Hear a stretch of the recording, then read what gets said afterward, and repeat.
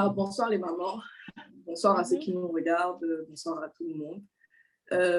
Pour ceux qui connaissent un petit peu l'émission Mama Crazy Life que j'ai fait, j'ai commencé en 2019, mais malheureusement avec les contraintes, la Covid et tout le reste, voilà, 2 ans qui sont passés. On a été confinés pendant près de plusieurs mois. Après, il y a eu 2021 où on a pensé qu'on pouvait reprendre le cours de la vie, mais moi j'ai eu des petits soucis dans ma vie qui ne m'ont pas permis de pouvoir me relancer. Et en plus, j'ai eu un magnifique cadeau, un nouveau bébé. Donc voilà. Mais je me suis dit, cette année, je vais essayer de reprendre au maximum les activités. Et nous voilà. On a le digital aujourd'hui. À l'époque, je faisais des vidéos face-to-face, mais ce n'est pas toujours évident. Donc je me suis dit, est-ce que j'arrête? Est-ce que je continue quand même avec les moyens qu'on a? Et là, c'est la deuxième option qui a primé.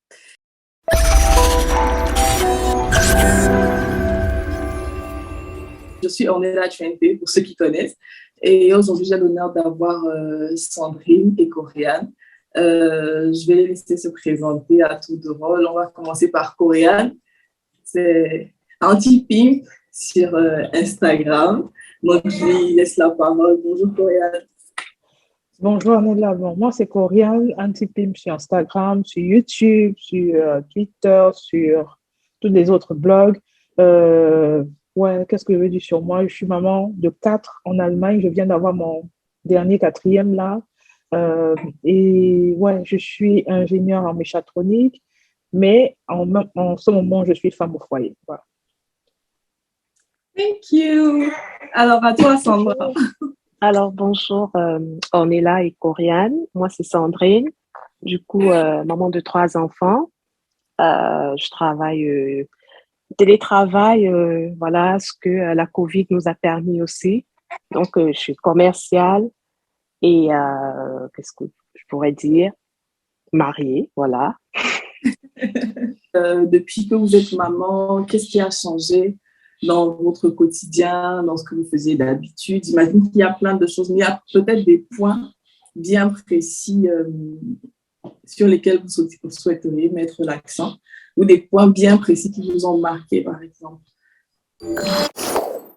C'est ne plus avoir franchement le temps pour moi, être comme la maman, on va dire, taxi. Parce que malgré tout, même s'il y a du boulot à côté, même si après il y a le mari à côté, il y a les enfants, on peut se dire que bon, voilà, il faut être organisé, il faut trouver le moyen d'avoir une activité en dehors d'être maman. J'arrive pas à manager cela, donc je me perds. Je me perds en tant que maman. Donc, je pourrais dire que le temps pour moi, pour les copines, même papoter au téléphone, ça me saoule. Franchement, maintenant, je perds en patience même, limite le fait d'avoir les enfants. Et je sais plus, en fait, je suis arrivée à un moment de ma vie où même je sais plus me positionner, quoi. Parce que je fais que les enfants, je fais que le travail, je fais que, voilà, occuper de son mari ou bien être la maman, rôle de femme. Je sais plus me positionner en tant que Sandrine, en tant que celle que j'étais, qui mettait ses petites jupes, qui mettait son petit débardeur. Maintenant, allez, fou, on s'est mis une petite robe là et puis voilà, on s'en va. Donc, la vie, c'est un peu un méli-mélo, un peu, voilà. Ouais, j'imagine justement parce que c'est vrai qu'avec la maternité, il y a tous ces changements-là. Et comme tu dis, aujourd'hui, on arrive au point où il y a souvent des petites vidéos là ou des petites photos qui passent sur Internet où on montre quand tu sortais sans enfant. Tu vois, tu avais ton petit sac, ton bandoulière, vite fait tes sandales, tu es super sapé. Ou même vraiment un petit peu, mais voilà. Mais avec les enfants, il faut courir, dépêche-toi, prendre le sac, allonger, prendre ci et ça. Donc, c'est pas toujours évident, j'imagine. Et je pense que pour la plupart, justement, on est dans ce cas-là. Pour ma part aussi, c'est pareil. Hein. C'est vraiment pareil. En plus, là, avec le nouveau bébé, j'avoue que c'est difficile. C'est vraiment difficile de trouver sa place. C'est pourquoi les jours, on peut sourire comme ça, on se donne à fond, on fait le maximum de photos. Bien sûr. Donc, je vais laisser la parole à Coréane. Lorsque j'étais maman de 2, il faut dire que ça allait. Lorsque j'étais maman de 3, je dois dire que ça allait. Mais depuis que je suis devenue maman de 4, c'est super, méga, giga difficile. je crois. Et c'est là que je comprends la phrase que nos mamans disent souvent. La pratique est bien différente de la théorie parce que tu peux voir les mamans, tu vois ta mère, c'est ton forbuild. On appelle ça comment en français? C'est ton exemple, c'est la personne qui t'inspire. Et pour moi, ma maman, ayant 4 enfants, je me suis toujours dit, lorsque je vais grandir, lorsque je serai femme, je vais avoir 4 enfants. Mais j'avais totalement oublié qu'entre la pratique et la théorie, il y a un fossé. Et faire 4 enfants, étant seule, moi, je le dis toujours à ma soeur jumelle au téléphone, je ne conseillerais jamais, mais au grand jamais, une maman de faire autant d'enfants en Europe, surtout lorsque ce sont les enfants de bas âge. Lorsque tu as un enfant qui est grand, ça va encore, mais lorsque tu as des petits, les enfants, c'est devient difficile. Et moi, ce que j'ai appris depuis que je suis devenue maman de 4, c'est de vraiment de déléguer beaucoup, que ce soit à mon mari, que ce soit à mes enfants, parce qu'avant, lorsque j'étais maman de 3, 2, 1, j'étais toujours le genre, non, je dois faire, je dois faire ceci, je dois faire manger, je dois laver les enfants, je dois m'occuper de mon mari, je. Mais maintenant que je suis devenue maman de 4, je me dis, si je continue à faire ça, je vais exploser, je vais péter un câble. Donc maintenant, c'est toi. Et la personne qui n'est pas content, bon, il part payer son loyer ailleurs et il sort de ma maison. Non, mais ça a son importance, justement. Du coup, comment tu arrives à gérer tout ce qui est... parce que tu as un blog aussi, comme tu as dit tout à l'heure. Il faut gérer les photos, il faut faire les vidéos. L'autre là, c'est... Comment tu arrives à mixer, si je peux dire ça comme ça, toutes ces, autant pour moi, casquettes-là? C'est difficile, c'est hyper...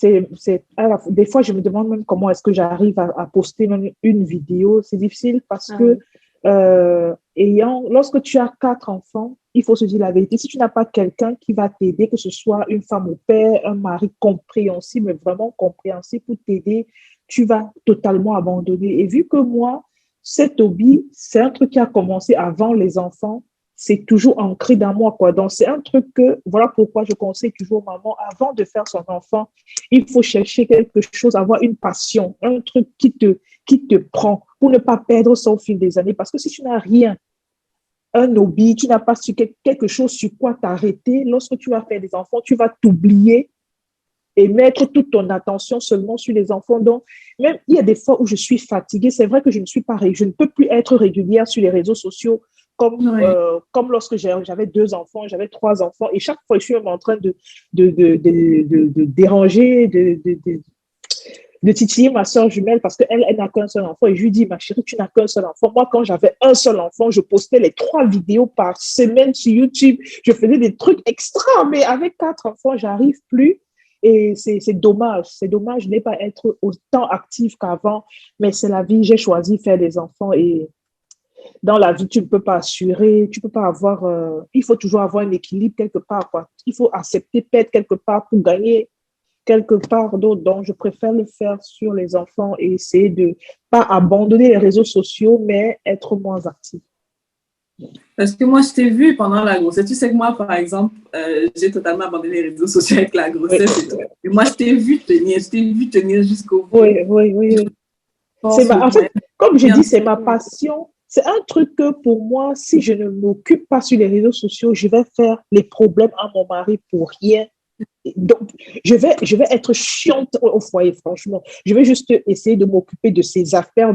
Alors que lorsque je sais que, OK, je dois faire une photo, toi, tu t'y connais, je dois chercher le outfit, je dois chercher le lieu, je dois chercher le montage, je dois. Tout ce petit tralala qui se passe dans ta tête te permet au moins de ne pas te focaliser sur les affaires qui ne t'intéressent pas, entre guillemets. De te focaliser sur tes propres affaires. Au moins, là, ton mari aura une autre vision de ta personne comme une femme qui est occupée, comme une femme qui a au moins une vision, qui a au moins quelque chose pour elle, quoi. Pas forcément quelque chose pour vous deux où tu seras tout le temps en train d'être entre ses pattes alors que lui-même, il n'arrive pas à savoir sur quel pied danser. Donc, c'est ce truc qui qui m'arrête, quoi. Et comme j'ai dit, c'est une passion que j'ai commencé avant les réseaux sociaux. Donc, du coup, lorsque je regarde aussi les mamans sur les réseaux sociaux qui sont en train de poster, qui sont en train de faire ceci, je me rends compte comment, ouais, voilà une nouvelle blogueuse qui est arrivée juste après moi, mais elle a déjà des millions d'abonnés, elle a tellement de vues, puis tu es en train de dormir, fais quelque chose. Même si c'est que en postant, ça ne va pas atteindre son nombre de vues, mais ça me booste quand même d'une manière positive, quoi. Tu as ta Donc, petite c'est, communauté ouais. déjà. Ouais. Donc, c'est un peu ça. Mais dans ce sens-là, dans le même sens, par rapport à ce que Sandra disait tout à l'heure, du coup, est-ce que toi, tu n'as pas, j'ai envie de dire quoi, une petite passion, quelque chose qui pourrait, parce que je vois beaucoup de mamans aujourd'hui, celle qui allait être là, justement, c'est une des choses une des raisons pour lesquelles j'avais beaucoup aimé son profil. Euh, Après l'accouchement, justement, tu te retrouves, tu es un peu perdue, elle ne sait pas trop qu'est-ce qu'elle peut faire. Parce que il faut savoir que quand tu es aussi active, comme Sandra disait tout à l'heure, quand tu es active, quand tu avais une certaine vie et que tu tombes dans la maternité où tu n'as plus de vie, surtout qu'on ne nous prévient pas vraiment, en fait. Nous, ce qu'on sait de la maternité, c'est oh, tu as eu un enfant, c'est une bénédiction et tout, la famille, c'est magique, c'est ci, c'est ça. Personne ne nous dit que où tu vas là. Sois fort, en fait. Personne ne nous dit la vérité. Donc, j'imagine que quand, par exemple, Dominique, comme je disais, elle a commencé à faire des gâteaux à la maison. Comme tu dis, ça te permet vraiment de faire autre chose, en fait. Parce que même, ne serait-ce que les hormones, souvent, te font, tu es capable de casser des trucs chez toi. Tu arrives à un niveau où tu te dis, mais qu'est-ce qui se passe? Donc, elle a commencé à faire des gâteaux à la maison. Là, sa fille va avoir 1 an, je pense. Et elle est en train d'ouvrir une boutique de gâteaux. Donc, tu vois qu'elle a vraiment capitalisé. Donc, c'est dans ce sens que j'ai envie de demander à Sandra, est-ce que tu n'as pas une passion, quelque chose que tu pourrais faire même tranquillement depuis chez toi ou même autour de chez toi, quelque chose qui te permet de te changer les idées, de trouver cette petite flamme-là, en fait. Quelque chose qui est à toi, juste à Sandra. Pas à ton mari, pas à tes enfants, mais juste à toi. Tu vas peut-être pas me croire, mais je me suis mise à la couture aussi. Donc, du Ah, coup, voilà. pendant le confinement, voilà, on se retrouve des atouts perdus dans nos années de lycée, voilà, où on prenait encore des cours de couture et tout ça. Et je me suis dit, le déclic en fait de la couture est parti de quoi? C'est parce que les lingettes, bon, je suis dans le côté un petit peu écolo, donc les lingettes démaquillantes et tout ça, j'en avais marre en fait, voilà, qu'avec les enfants, on a tous le coton qu'on utilise et que ça traîne au final dans la salle de bain. Et je me suis Oui. dit, ben, vu que j'aime bien ça et il y a plein de tissus qui traînent à la maison et j'avais le wax que j'avais ramené même du Cameroun et tout, je me suis dit, ben, ce qui me manque peut-être, c'est une machine à coudre. Et je me suis en offerte une. Et direct, je sais pas, je regardais 2 tutos en ligne. Et voilà, je me suis mise à coudre et vraiment, j'ai adoré cela, quoi. Même ma fille me dit, mais maman, tu te remets plus à la couture, pourquoi, depuis que le confinement est passé? Je dis oui, c'est juste que je manque de temps des fois, mais sinon, ça m'a littéralement changé la vie. J'étais apaisée quand je faisais la couture et j'étais vraiment dans ma bulle, quoi. Donc, il y a un certain moment, vu que j'ai pris une silencieuse aussi, donc à 23 heures, à X heures, je me mettais en train de coudre, quoi. Donc, ça me permet d'être dans ma bulle et de savoir que je suis là. Je prenais mon petit thé à côté et je passais le temps. Et là, je savais que non, là, c'est Sandrine, vraiment, c'est mon moment à moi et il n'y a personne qui va me piquer ce moment, quoi. Et c'était vraiment agréable de pouvoir vivre cela. De temps en temps, je crois que, enfin, du moins, je crois que je vais me relancer dans la couture quand même. Mais là, du coup, c'est quoi le truc? Tu ne trouves vraiment pas le temps pour... Non, en ce moment, j'ai pas vraiment le temps parce que, comme je t'ai dit récemment, la dernière fois qu'on s'est vu, j'ai frôlé un petit surmenage et tout parce que j'avais tout qui me tombait dessus, les enfants avec les activités extrascolaires. Et moi aussi, je me suis mis dans une activité enfin, du moins, une activité sportive. Du coup, Mm. avec tout ça, j'étais toujours en mouvement, toujours en mouvement. Mon corps a dit à un moment, avec l'accouchement, avec les maternités, le dos aussi qui me fait mal parce que les deux derniers sont en âge rapproché. Du coup, mon Oui. corps, il n'avait pas eu le temps de se reconstituer d'une certaine manière. Et depuis lors, j'ai mal au dos, j'ai le sommeil qui est un petit peu perturbé. Du coup, c'était trop pour moi, quoi. C'était vraiment trop pour mon corps. Mais là, je me reprends. J'ai commencé avec l'ostéopathe, voilà. Donc, j'essaye de reprendre la vie, le poil de, comment on dit, de la bête. Voilà. Ouais. Non, mais c'est très bien. Beaucoup de courage à toi et j'espère que ça va Merci. très vite aller pour ton dos. Mais Merci. comme tu dis, on a hâte de voir ce que tu fais avec ta machine. Et du coup, pendant le confinement, quand tu produisais ces cotons bio, qu'est-ce que tu en faisais? Ben, j'en ai mis en vente aussi sur Etsy. Enfin, du moins, oui. Et ça a marché quand même pas mal, hein. C'est ça qui m'a aussi boosté d'une certaine manière parce que je me suis dit, ben, ben, on dirait que, enfin, les gens étaient plus attirés par ce genre d'éléments, en fait, parce qu'on se Ouais. dit, dans un objectif d'une certaine manière écolo, les gens se disent, bon, ça fait une petite participation, quoi. Et d'une certaine manière, avec les produits que j'utilise depuis, je me dis, eh ben, tiens, ça tient quand même malgré tout, parce qu'au final, c'est économique aussi, Ouais. parce que je pense puis acheter le coton, que ce soit même pour les ongles, que ce soit pour le visage ou autre chose, même pour nettoyer les enfants. J'en Ouais. produisais que ce soit des bavoirs aussi, j'en ai fait. Donc, ça Ouais. rentrait vraiment dans l'univers, soit enfant ou bien même maman ou papa, quoi, en fait. Donc, D'accord. c'était plutôt un gain pour moi, quoi. Ah, j'imagine la satisfaction et en plus le côté finance, intéressant. Ah Donc, oui, ça c'est me clair, permet hein. de chuter justement dans la finance. J'ai envie de savoir comment est-ce que parce que moi, j'avoue que je suis vraiment perdue. Comment vous arrivez à manager ce côté finance-là, sans forcément vous retrouver dans le découvert au niveau où vous dites, mais qu'est-ce que j'ai fait ce mois-ci? Moi, j'en ai 2 aujourd'hui. Vous en avez 4. J'imagine que ça demande encore plus de dépenses et tout. Donc, comment vous arrivez à manager les finances pour les enfants, sachant qu'il y a la maison, sachant qu'il y a vous-même, pour celles qui aiment le shopping et tout.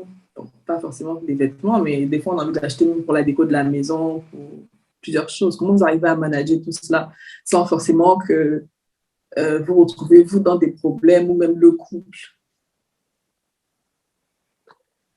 Euh, euh, bon, moi, je veux commencer. J'arrive pas à gérer. Je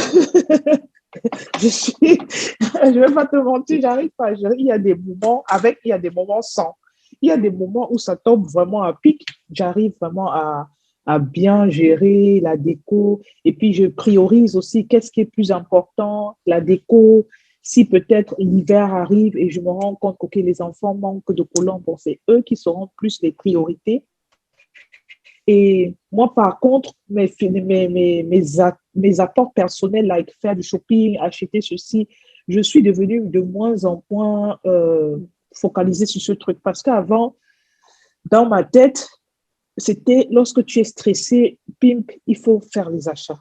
Achète pour te déstresser, achète une montre, achète un vêtement, achète une robe. Mais vu que j'ai déjà frôlé, pas que j'ai frôlé, je suis entrée 2 fois en dépression, je me suis rendu compte que les achats impulsifs ne m'aident pas du tout. Ça ne m'aide pas. Lorsque je me mets à acheter vraiment, vraiment, vraiment, je me retrouve avec des cartons qui ne sont même pas ouverts et je me rends compte que voilà, la dépression est déjà en train de guetter madame. Donc, mets le frein dessus. C'est pour ça que personnellement, je n'achète pas. La dernière fois où j'ai fait un achat personnel à moi, c'était l'année passée en mai. Mais là, j'ai plus acheté que ce soit une robe, une chemise, rien. Rien du tout. J'ai tous mes anciens vêtements et je priorise plus les trucs importants. Maintenant, comme tu as dit là, peut-être la déco, les enfants et tout et tout. Et puis, quand tu es maman de 4, les dépenses sont encore, il faut encore être vraiment strict sur sa manière de dépenser de l'argent, sur sa manière de gérer ses finances. Et ouais, j'essaie juste de me mettre un peu plus à l'écart parce qu'avant, je dois dire, lorsque j'étais maman de 3, c'était like, si je ne me mets pas bien, mes enfants là, ils vont un peu attendre, ce qui n'est pas faux. C'est ce qui n'est pas faux. Quand une maman n'est pas bien dans la tête, le reste là, ce sont les amusements. Donc, une maman doit être bien dans la tête pour assurer à ce que tous ceux qui l'entourent soient aussi bien.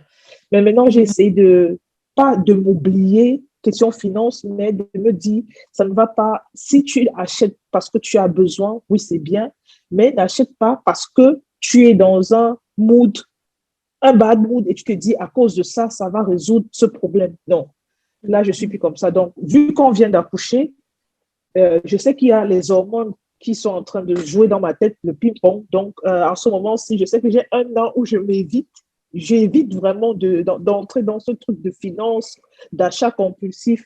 Et lorsque ça va passer, je vais reprendre un peu, je vais essayer de revoir ce que j'ai vraiment envie et ce que j'ai pas envie. Mais c'est, comme j'ai dit, ce sont les jours avec ou les jours sans. Des fois, je me rends compte que j'ai exagéré peut-être en achetant trop sur les enfants et les autres que j'ai délaissés. Donc, je suis un peu dans la merde.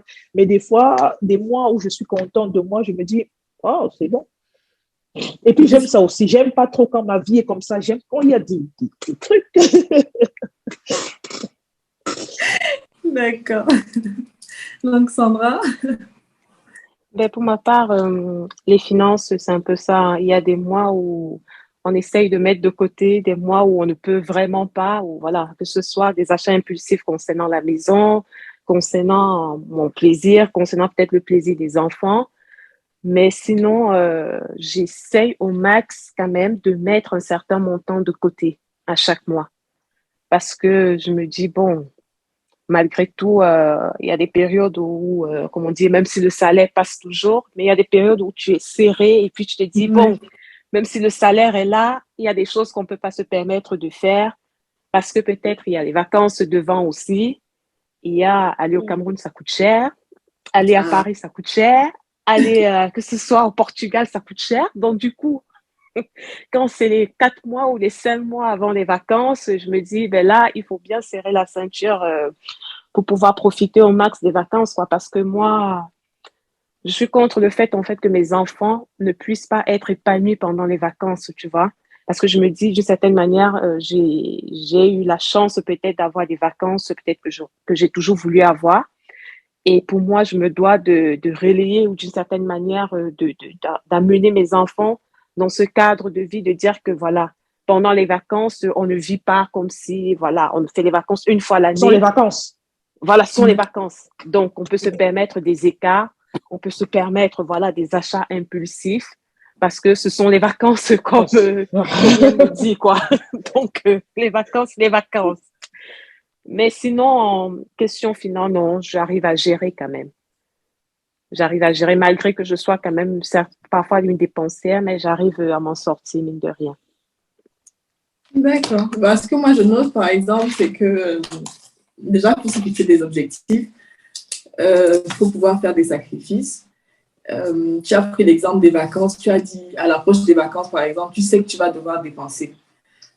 Comme tu disais, comme tu as dit tout à l'heure, aller à Paris, tu étais là il y a quelques temps et quand tu vas visiter un endroit, l'enfant te dit, ah, je veux ci, je veux ça, en plus de ce que vous allez acheter à l'improviste, en plus des courses, en plus des charges sur le voyage et tout.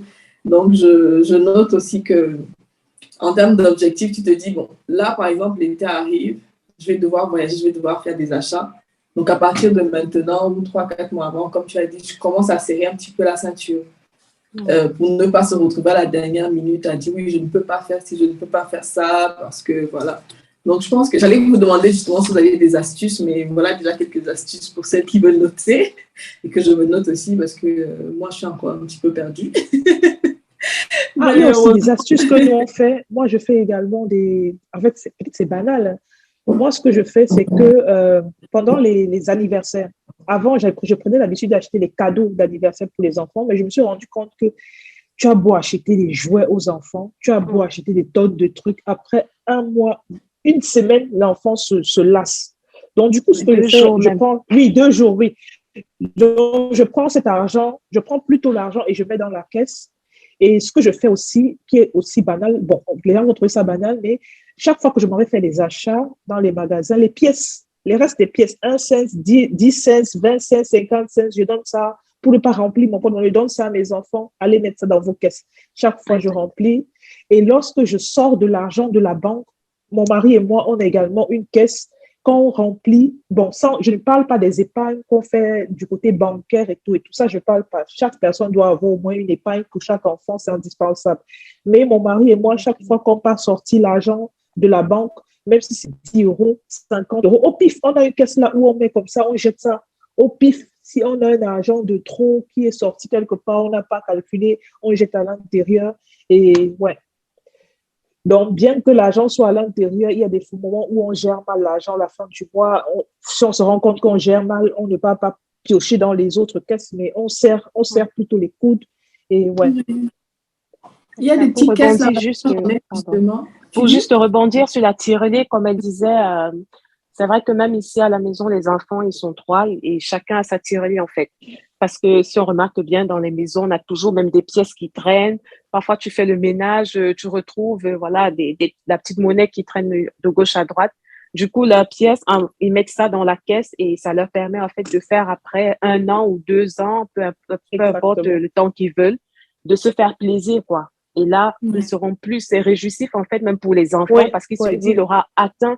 Donc, ça fait un gain de confiance même en lui parce qu'il se dit il aura atteint un certain objectif même dans sa vie. Donc, c'est très important aussi ça. Oui. Et justement, dans ce sens-là, j'allais dire que moi, par exemple, j'ai acheté une sorte de tirelire sur Amazon. Quand tu mets des pièces, ça compte en fait. Ça aussi, c'est super intéressant. Ça te fait plaisir de dire surtout que tu vois ce que tu mets. Normalement, ça ne représente pratiquement rien. Mais quand, au bout de 6 mois, 1 an, tu regardes, tu te dis ça commence à monter. Mais moi, j'aime plutôt l'effet surprise. J'aime bien l'effet surprise de sortir ma caisse et de me rendre compte. Donc c'était beaucoup comme ça. Nous, on est l'effet surprise. Les objectifs, on est en mode, il faut qu'on atteigne. Parce que là, par exemple, on en a une aussi avec mon mari et justement, il disait, là, on ne met plus de centimes. On ne met que des pièces de 2 euros. Tu vois, il y a des petits objectifs comme ça. On se dit, non, on va mettre que ça. C'est ça. Exactement. Comme par exemple, chez nous, on ne met que des billets, mais les enfants, ils mettent que des pièces. Tout ce qui est pièces, ils mettent, nous, ce sont les billets. Et puis moi aussi, j'aime pas trop ce fait de... Tu as parlé de quelque chose là. Il a commencé entre une partie. Bref. Tu as parlé d'un sujet là qui m'a fait, mais j'ai oublié.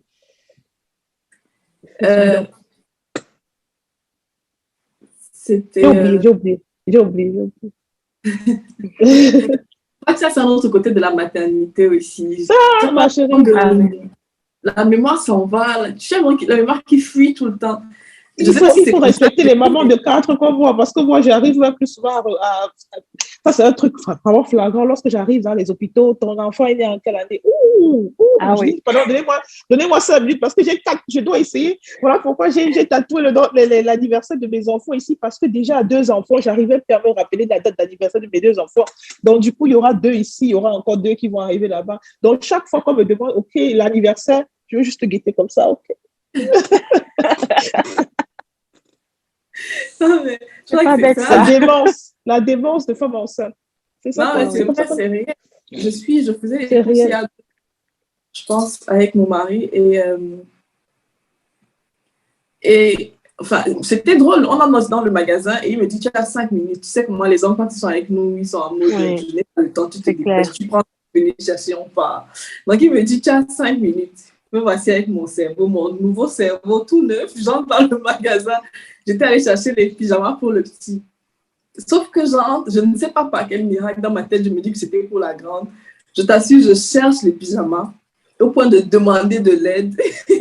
Elle me dit pas les pyjamas. Donc, c'est quand elle me montre les pyjamas. Jusque-là, je vais vers les pyjamas. Et c'est quand je touche les pyjamas que j'ai comme un déclic. Et c'est à ce moment que je me rends compte que je n'étais pas venue chercher les pyjamas. On avait déjà acheté ces pyjamas. J'avais ça dans le sac. Donc, tu te rends compte, j'ai déjà épuisé mes 5 minutes à chercher ce que je ne sais pas. Non, je pars chez les garçons, ils m'appellent. On avait dit 5 minutes et tout. Et je lui dis, ça a l'air anodin, mais c'est vraiment ce que je dis en ce moment. Quand tu en parles autour de toi, parfois on a l'impression que ça n'a pas beaucoup de sens ce que tu dis. On se dit, mais qu'est-ce qui a changé? Tu es toujours la même et tout. Mais je pense que c'est un sujet très, très important aussi sur lequel peut-être les femmes ou les mamans devraient parfois se retrouver. Moi également, j'ai une petite histoire aussi. Par rapport à ça, cette démence, mon mari, il a pris l'habitude. Chaque fois qu'il me raconte une histoire, il me dit, tu te souviens, je t'avais dit un truc. Je dis, non, je me souviens. Oh non, je me souviens. Je me souviens. Mais lorsqu'il commence à dire, OK, dis-moi ce que tu dis, papa, j'ai oublié. Excuse-moi, j'ai oublié.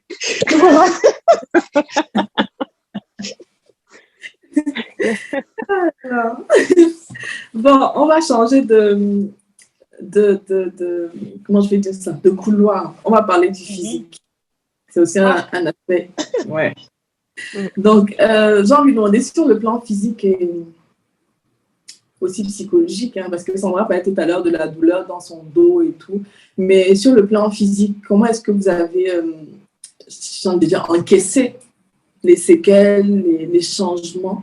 Comment est-ce que vous avez encaissé tout cela? Comment est-ce que vous avez réussi à manager ou pas? Est-ce que vous avez réussi à manager? Est-ce que vous avez accepté les changements et tout le package autour? Bon, Pour ma part, mon okay. corps, OK. Mon corps, mine de rien, je l'assume quand même. Je suis restée avec les vergetures, que ce soit au niveau du ventre et tout, un petit peu sur les hanches, mais je peux pas dire que cela me traumatise vraiment, quoi. Parce que je me dis, j'ai la chance quand même d'avoir eu cette transformation, de dire que mon corps a pu donner la vie d'une certaine manière, de dire que j'ai pu être maman, j'ai eu la chance de pouvoir vivre cette expérience malgré tout, peu importe les déboires ou ce qu'il y a avec, mais c'est une grâce, c'est une chance de pouvoir être maman. Donc, du coup, je vois pas pourquoi je vais infliger cela encore à mon être, de dire que, ah mince, ton corps, regarde comment tu es, tu n'es plus aussi fine qu'avant, tu n'es plus aussi belle qu'avant, maintenant, regarde ceci, cela. Je dis, ah ben non, en fait, je l'accepte fièrement. Quand même, je vais à la piscine, j'ai pas de honte à montrer mon corps, à montrer mes vergetures et tout, encore que je tape la démarche, même quand je suis là-bas, pour dire que, et voilà, j'assume comme je suis belle comme je suis. Et puis, tant pis pour ceux qui trouvent que voilà, je rentre pas assez dans les critères d'une certaine société. En fait, on s'en fout, quoi. Mon corps, je l'assume tel qu'il est maintenant. J'ai pas de peur ou de honte à cela, quoi. Moi également, oui, moi également, en fait, franchement, par là, j'ai jamais compris comment, bon, je suis obligée, comment est-ce qu'une femme, après avoir mis au monde, peut se regarder dans la glace et commencer à pleurer, déprimée, que regarde comment mes seins sont affaissés, regarde comment mon ventre, quand je réfléchis, j'arrive pas à trouver un moyen pour comprendre ce genre de personnes, sachant qu'il y a des femmes qui se font, qui peuvent donner tout ce elles ont pour seulement avoir, apporter un enfant, même pas accoucher, mais seulement apporter un enfant 9 mois. Parce qu'il y a certaines femmes, elles ont beau chercher les enfants, elles portent les enfants, mais elles n'arrivent jamais à accoucher. Donc, je ne comprends pas comment quelqu'un peut avoir la force de penser ça. Bon, penser encore, ça va, mais la force de se lever et se plaindre ouvertement que regarde comment j'ai bon, on appelle ça les mamans, réveillez-vous, regarde comment mon ventre est dans tel état, mes seins sont en train de tomber. Moi, particulièrement, j'ai la chance d'avoir peut-être des seins qui ne tombent pas, mais j'ai le ventre, les bourrelets, c'est rempli ici comme le bâton de manioc. Mes bras, ça tombe comme du n'importe quoi. Je suis zébrée au niveau des fesses comme du n'importe quoi. Mais je m'en fous. Mais éperdument, je suis la première personne qui marche nue ici chez moi. Je m'en fous que les voisins me regardent comme ne me regardent pas. Au contraire, pour moi, je suis tellement contente lorsque je m'habille et que j'arrive, on me dit, ouais, madame, comment est-ce que vous vous habillez? Vous êtes maman? Je dis, non, ma chérie, je suis maman de 4 enfants, donc il ne faut même pas venir mal à côté de moi. Ne me parle même pas un truc qui va me fatiguer. Donc, je suis consciente que dans mon corps et dans ma tête, je suis bien. J'ai pas envie quelque chose à quelqu'un. Et ouais. Et je trouve aussi que, comme Sandrine a dit, ce sont les trucs de la société, quoi, les règles de la société qui se disent que, OK, après avoir accouché, tu dois te serrer le ventre, tu dois faire le sport, tu dois faire ceci, tu dois aller faire cela. Et puis, il y a le regard aussi que les autres portent sur nous, parce que quand tu viens d'accoucher, il y a une maman qui va te regarder, un genre, comme si tu avais tué quelqu'un. Il y a aussi ton mari qui est placé là à côté de toi, qui va te dire que ma mère, pourquoi est-ce que ton ventre, il y a les boules comme ça là? Pourquoi est-ce que, et puis, comme la dernière fois, ce qu'on appelle le masque de grossesse. Les gens ne savent pas que le masque de grossesse, ce n'est pas seulement sur le visage. Moi, lorsque j'étais enceinte, surtout de mon dernier, j'ai eu le masque de grossesse partout dans le corps. Ça veut dire que j'avais de l'hyperpigmentation au niveau du visage, au niveau des coudes, au niveau des aisselles et en bas des fesses. Donc, du coup, une fois, mon mari, en discutant avec moi, il est venu, il m'a dit, en fait, il y a certains gestes, certains dire que certains hommes font, mais ils ne savent pas qu'ils le font, ça peut blesser.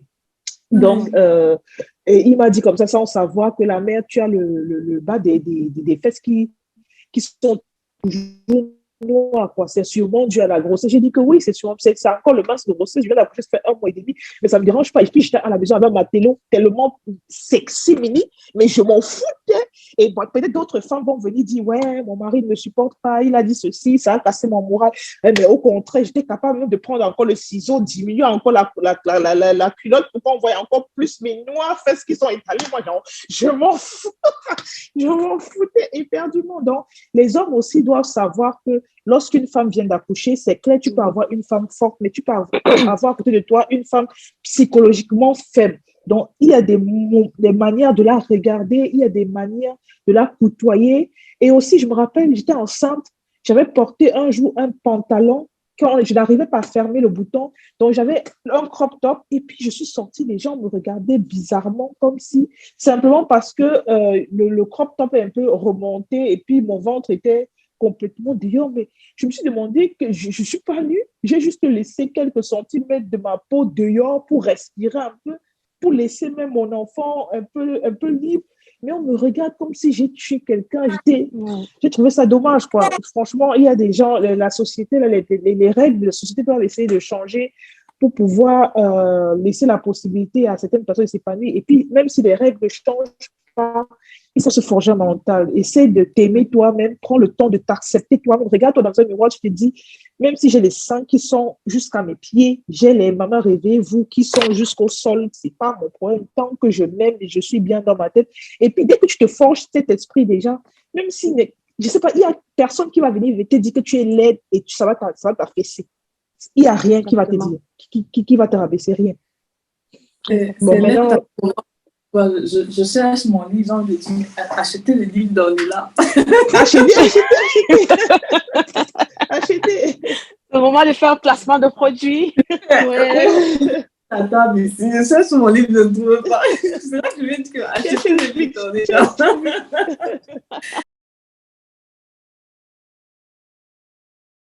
Donc, comme je disais, j'ai beaucoup aimé la chute, en fait, parce qu'au début, j'allais te dire, mais tu sais, peut-être toi, tu arrives à encaisser la chose, tu arrives à gérer la chose, mais il y en a qui n'arrivent pas du tout.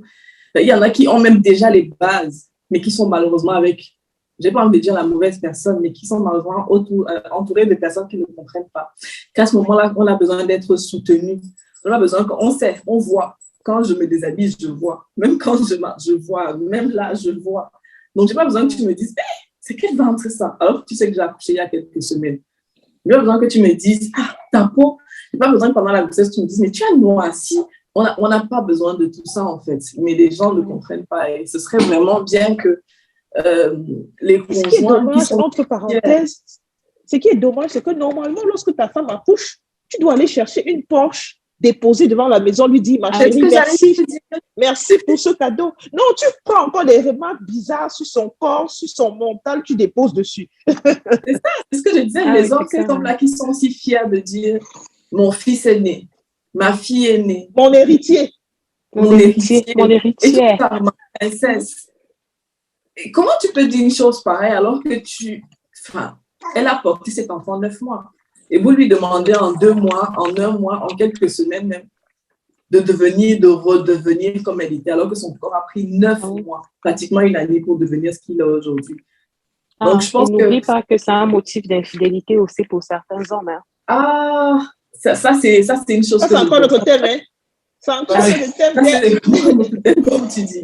C'est un niveau, pour moi, c'est un niveau horrible, c'est un niveau de méchanceté. Pour moi, c'est même diabolique de faire ça. De laisser une femme à la maison qui va faire mal.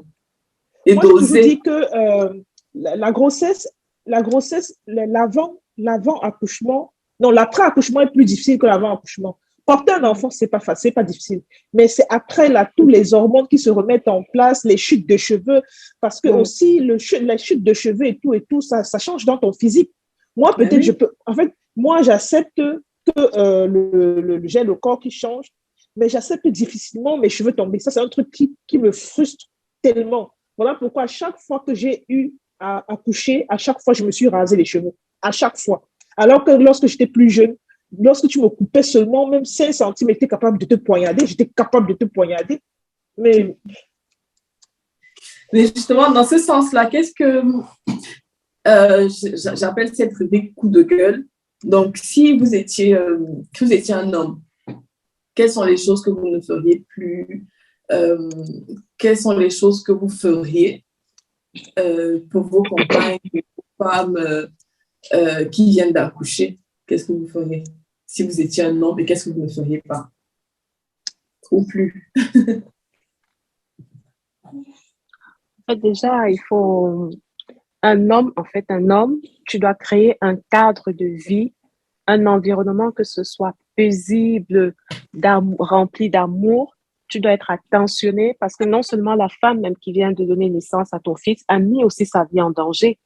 Parce qu'il ne faut pas oublier qu'il y a certains accouchements qui ne se passent pas comme on l'aurait souhaité, que ce soit la vie de l'enfant ou de la mère qui sont en danger pendant un accouchement.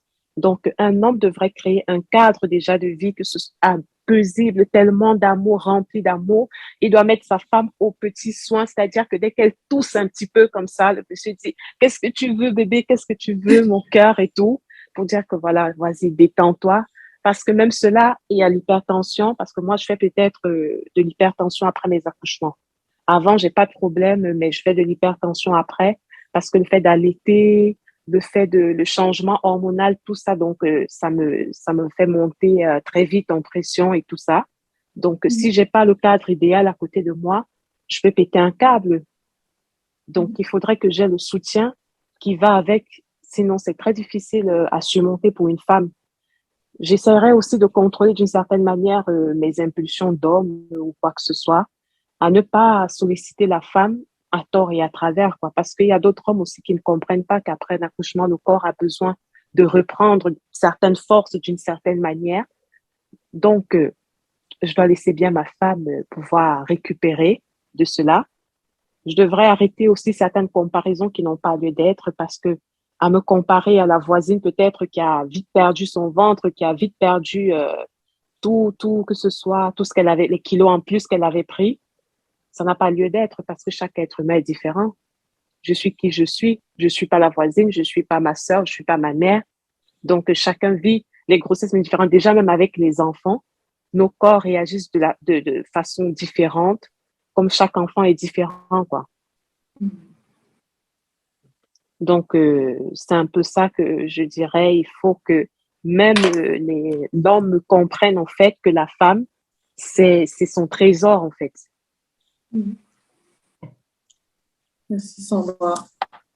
Anti, moi, je veux dire, par rapport aux hommes, ce que les hommes doivent faire, ils ne doivent plus faire. Une fois, il y a une émission qui passe souvent à la télé, Equinox. Je ne sais pas si vous connaissez ça. Il y a une émission sur Equinox qui parle à ça à la télé. Et il y a un type qui avait sorti une parole qui m'avait vraiment, j'ai trouvé ça pertinent. Et il avait dit, lorsque vous avez votre femme à la maison et que vous êtes, et il parlait aux hommes, lorsque vous avez votre femme à la maison et que cette femme est prête à donner les enfants ou elle vous annonce qu'elle est enceinte, sachez que c'est comme une fleur que vous mettez à la maison ou c'est encore comme si c'est une récolte que vous devez faire. Vous devez l'arroser chaque fois, prendre soin d'elle, couper la fleur, couper la tête, mettre l'eau, déposer au soleil, donc tout pour que la plante te donne vraiment des fruits, pour que ça porte ce fruit, parce que le fruit, c'est l'enfant. Donc, traitez votre femme, être méticuleux, ça c'est le but. Et lorsque la femme a produit les fruits, c'est pas comme si lorsque votre mangue a produit les mangues, vous allez prendre, vous allez couper, vous allez jeter. Non, vous coupez encore les mauvaises herbes qui sont à côté. Vous ayez la patience pour que lorsque la nouvelle récolte va venir, ça va encore redonner les fruits. C'est tout le temps un entretien permanent. Prendre la patience. L'enfant est debout. J'ai cru que c'était mon enfant. Non, c'est chez moi. Donc, il faut avoir la patience, éviter de... En fait, Sandra, elle a tout dit. Moi, j'ai réajouté à part ce petit mot que j'ai trouvé vraiment pertinent, quoi. Éviter les comparaisons, s'informer, s'instruire, parce qu'il y a beaucoup d'Africains qui ne s'instruisent pas. Ils sont toujours en train de... Surtout nos hommes africains sont toujours en train de prendre l'exemple sur les pères du pays. Oui, nos pères faisaient ceci. Oui, nos mères faisaient ceci. Sachez qu'on n'est pas en Afrique. On n'est pas en Afrique, on est en Europe. Et en Afrique, ce que les hommes africains oublient, voilà, ça c'est un thème qui est très important. Lorsqu'une femme en Afrique, et j'espère que les hommes vont me suivre, lorsqu'une femme en Afrique accouche, on vient soit avec la petite sœur de la femme, soit avec la cousine de la femme pour aider la femme, pour que la femme puisse s'épanouir, puisse être heureuse pendant sa grossesse. Et lorsque la femme accouche, qu'est-ce qu'on fait? On prend cet enfant, on donne à la tante, on donne à la cousine, prends, tu t'occupes. La femme qui a donné naissance doit s'entretenir, arranger son corps pour aller reconquérir son mari et refaire des enfants. C'est comme ça que ça se passe dans la tradition. Mais tu vas porter cette idée, tu vas venir déposer 100 euros comme si le voisin, c'est notre grand-mère, ou bien le voisin, c'est notre cousine, et tu vas t'attendre à ce qu'on refasse la même chose qu'en Afrique. Non, ça ne se peut pas. Moi, mon mari, au début, dans notre mariage, il aimait trop dire cette phrase. Maintenant, il a compris que non. Il ne faut pas comparer la femme en Europe et la femme en Afrique. La femme en Afrique, je vous assure, laissez le côté mariage, côté grossesse, la femme en Afrique est plus épanouie. Je parle de la pré-grossesse, je ne parle pas de l'accouchement où elle subit des trucs à l'hôpital, je parle de la pré-grossesse. Lorsque la femme africaine accouche, elle est 1000 fois mieux psychologiquement, physiquement que la femme qui vit ici en Europe, parce qu'on prend soin d'elle, parce qu'on est toujours là avec elle. Elle a le droit de pleurer, elle a le droit de se plaindre, elle a tous les droits. Ici, tu n'as aucun droit. On te rappelle que tu as les enfants, on te rappelle comment ta mère faisait plus que ça, on te rappelle comment tu es faible, comment tu es cela, et ça n'a pas lieu d'être. Franchement, les hommes de l'Europe, s'y arrêter de nous comparer à nos mères en Afrique. Moi également, je me comparais à ma mère en Afrique. Je disais, oh, ma mère a eu 4 enfants, elle peut faire, moi aussi, je vais avoir 4 enfants. En faisant mes 4 enfants, je me suis rendu compte que la mère, ta comparaison, là, c'était d'un autre côté. C'est pas la même chose, parce que quand il m'assoit ici, mes 4 enfants, je tape les pleurs du matin jusqu'à 14 heures. Je n'ai jamais vu ma mère pleurer comme ça, jamais. Et je n'ai jamais vu une maman aussi déprimée. Je n'ai même jamais compris ce mot de déprime pendant les grossesses, parce qu'on te met dans un cadre où où même la déprime te fuit. La déprime te fuit parce que tu es tellement bien encadré. Il y a des femmes qui lavent tes habits, des femmes qui portent. Tu t'habilles, il y a des femmes qui allaitent ton propre enfant. Parce qu'on ne veut même pas te mettre dans le stress. Donc, franchement, les hommes, arrêtez un peu. Il faut mettre la cale sur ça parce que ce n'est pas bien d'être. C'est grave ce que tu dis. Hein. Et ça me rappelle même la conversation. Tu te rappelles, on est là avec ton ami récemment à Paris. Il faisait un peu le même rapprochement, quoi. Que nos mamans, dans le temps, elles étaient accompagnées. Elles avaient une assistance. La maman, même, elle ne sait même pas comment s'occuper d'un enfant parce qu'il y a toujours une main jamais vu son enfant, oui. Elle ne voit pas. Elle ne voit pas. Il y a toujours une main à côté. Oui. Mais ici, si ton mari ne te soutient pas, il ne t'aide pas, même dans l'éducation, que ce soit même dans la prise en charge de la maison, tu ne pourras pas t'en sortir. Tu es perdu. Tu es perdu. Tu es perdu. C'est vrai que moi, non, je n'arrive pas à comprendre comment certains hommes, autant pour moi, arrivent ici et ça peut quand même avoir le même traitement qu'en Afrique parce que c'est toi qui vas avoir les nuits blanches, c'est toi qui dois te lever tôt, tu vas apprêter tes enfants, tu vas encore lui faire à manger. C'est comme on dit. Et après, lorsque tu tombes dans la dépression, on dit que tu es faible, que ta mère n'est pas bien élevée, tu es trop molle. Et les fameuses comparaisons, je pense que c'est très, très grave. C'est vraiment très grave. Et j'espère vraiment que les hommes vont regarder et retenir ces petits coups de gueule-là. Parce que nous, on en parle, mais il y en a qui n'en parlent pas forcément.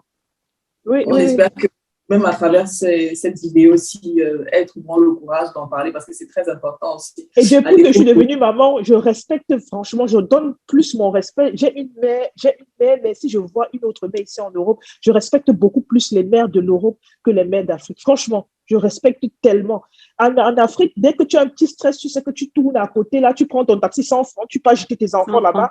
Ici, tu t'assois, tu ouvres ta Bible, tu pries le Seigneur, pardon, permets à mon mari de changer de comportement pour qu'il puisse un peu m'aider ce soir à la maison, je puisse me reposer.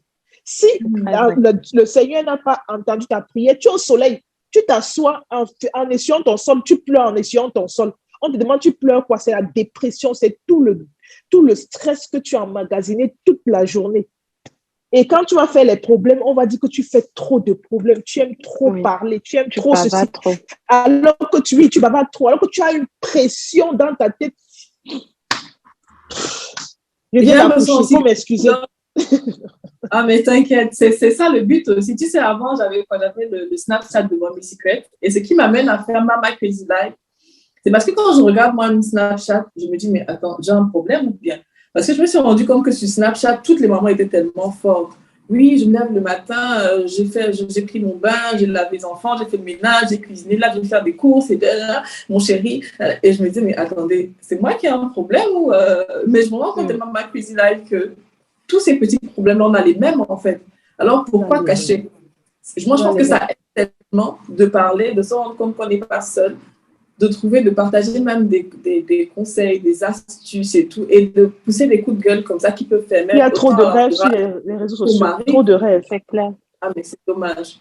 C'est dommage. Mais pour conclure, il y a un sujet très important aussi qui rejoint justement celui-là, parce qu'après, effectivement, on a les comparaisons et tout. Est-ce que vous avez réussi à manager, à joindre comment dire, à rester mère et femme? Le coup, parce que je lisais par exemple une publication sur Instagram il y a quelques jours, où on disait que 60%, je pense 66% des couples tombent dans le baby clash après avoir eu un enfant. Parce que effectivement, la maman en question poussait le fameux coup de gueule. On nous dit seulement, oui, un enfant, c'est une bénédiction, un enfant, c'est ci, un enfant, c'est ça. Là, il disait, mais 66% des couples tombent dans le baby clash, 26% traversent une période très, très difficile et un tiers des couples se séparent après d'avoir eu un enfant. Donc, comment ça s'est passé pour vous? Est-ce que vous avez réussi à... Bon, en tout cas, je sais que pour chacune, ça fait plusieurs années, donc vous avez plus ou moins réussi. Mais c'était quoi les astuces, justement? Plus j'ai te demandé des astuces, des conseils, peut-être apprises, des astuces que vous avez pu avoir au cours des années, en fait. Qu'est-ce qui vous a aidé, vous? Comment vous avez géré jusqu'ici? Vous n'êtes pas dans les un tiers. Donc, c'est quoi le secret? Bon, je vais commencer parce que j'ai les enfants qui arrivent, j'ai tout mon bataillon là qui arrive. Pour moi, le secret, c'est la prière, la patience et savoir qu'il y a, c'est pas toutes les guerres qui méritent d'être combattues. C'est pas toutes les, c'est ce que j'ai appris avec le temps. Je fais partie des 26% que tu disais que lorsqu'il y a un premier enfant, il y a toujours des disputes. Lorsque mon premier est né, c'était à couteau tiré avec mon mari. On était vraiment like. Et en fait, c'est plus la pression que la femme reçoit après la grossesse, la chute d'hormones, le baby blues. Elle a besoin qu'on la sécurise, elle a besoin qu'on la comprenne, elle a besoin elle-même de se comprendre parce qu'elle est dans une phase où tout est mélangé dans sa tête, dans son corps, partout, partout. Donc, avec l'homme qui vient avec la mentalité du pays, qui vient avec lui aussi, parce que il faut savoir que l'homme aussi, être père, ce n'est pas que tu te lèves un bon matin, tu es père. Ce n'est pas facile d'être père parce que tu peux être géniteur, mais tu peux aussi être père. Géniteur, c'est celui qui va et distribue ses spermes de côté, mais lorsque tu dis que tu es papa, c'est que tu es resté, tu as pris ton enfant, tu l'as regardé, tu l'as lavé, tu l'as habillé, tu as échangé ses couches, tu as joué avec lui. C'est ça qu'on appelle être papa. Et pour jouer ce rôle, ce n'est pas aussi facile dans la tête d'un homme, surtout pour nous les hommes qui n'ont pas vécu avec un papa, entre guillemets. Les papas du pays sont ceux qui laissent la femme, puisque tu dis? Ils n'ont pas eu l'exemple. Exact, ils n'ont pas eu cet exemple. Et nous, les papas du pays, ils n'ont pas le temps de s'occuper bien de l'enfant comme nos papas d'ici, parce qu'on a déjà la famille qui entoure la femme. Donc, lui, il ne peut pas se créer un schéma pour dire, donnez-moi mon enfant, je vais essayer. On va voir ça tout bizarre en Afrique. C'est quoi ce père qui prend l'enfant Non, il y a les cousines qui sont avec la femme, qui s'occupent, les grands-mères et les tantes. Donc, le père du pays, lui, il n'a pas ce truc. Et le mari aussi, il capte ce truc et il me fait la même chose. Or, c'est pas ça. Et maintenant, si tu lui demandes à cet instant de faire comme un père normal ferait, le père de l'Europe, c'est difficile. Lui aussi, il a besoin exactement. Il a besoin d'être... Merci. Il a besoin d'être éduqué. Et avec lui qui a besoin d'être éduqué, toi qui as des problèmes, tout ça, c'est la bagarre. C'est la bagarre. Donc, si vous n'arrivez pas à trouver un juste milieu, vous allez vous séparer.